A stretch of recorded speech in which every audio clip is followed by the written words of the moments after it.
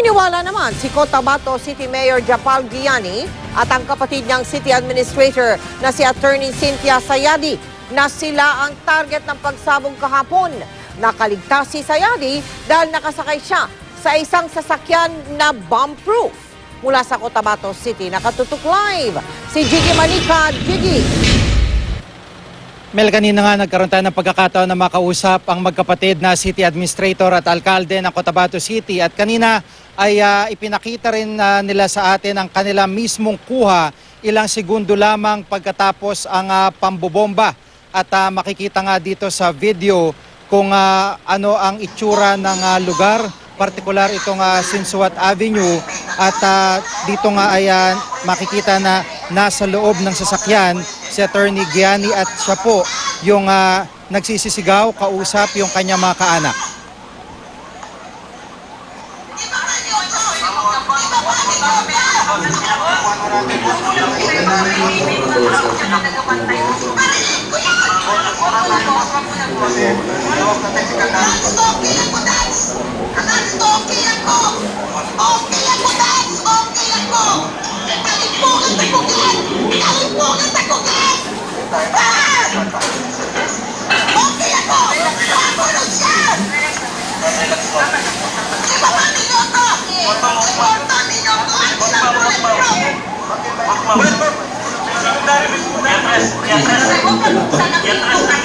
Ang video pong ito eksklusibong ibinigay sa GMA News at makikita nyo po na yung bomb-proof na sasakyan ay nag-crack yung mismong windshield. At sa sound nga po, audio nating naririnig, ay nais bumaba nito si Attorney Giani, Attorney Sayadi para alamin itong sitwasyon itong mga biktima. At meron din po siya makausap sa telepono na mga kamag-anak at sinasabi nga po niya na nasa maayos silang kalagayan sa loob mismo ng sasakyan. Pero sa palibot po nila ay itim na usok at mga nagkalat na mga piraso ng mga sasakyan na sumabog, bukod pa doon sa mga labi o katawan ng mga biktima na hindi po agad-agad nila na natulungan.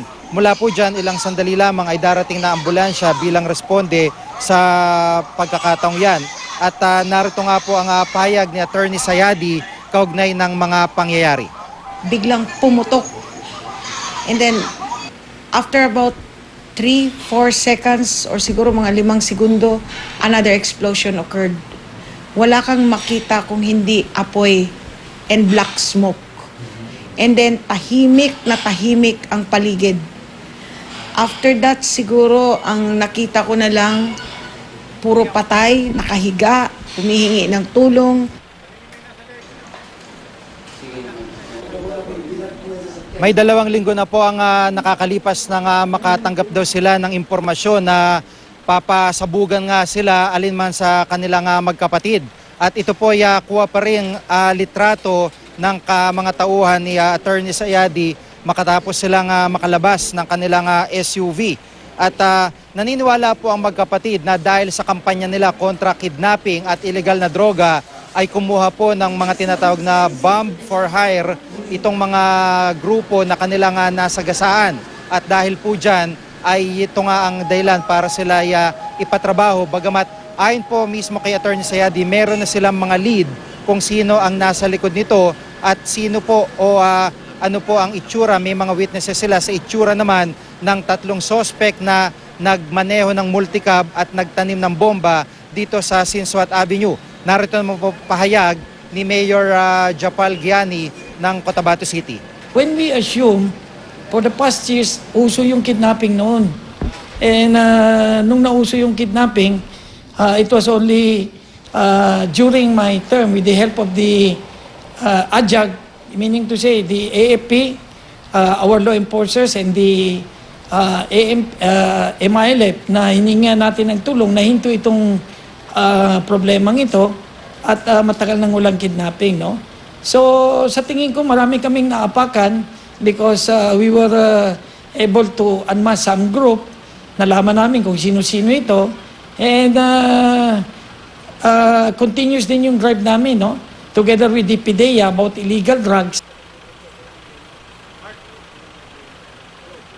May isang At group kasi Mel, dito sa na nag-aral ng paggawa ng bomb. Sa ngayon nga, Mel, ay nabanggit ng mga otoridad dito, particular din nila Mayor, na meron pang 2 car bomb silang minomonitor base na rin sa intelligence report na kanilang nakuha. At itong 2 car bomb na ito ay inuumang para pa rin, kung hindi nga nakuha nitong unang car bomb, ay gagamitin pa rin para sila ay mapatahimik. At sa ngayon nga, nakikita nyo po, live nakuha po ito dito sa Sinswat Avenue sa itsura ngayon ng lugar na ito. Napaka-busy po ito at matao, pero sa pagkakataong ito ay tila ba napakalungkot at na tahimik ang lugar na ito. Mel?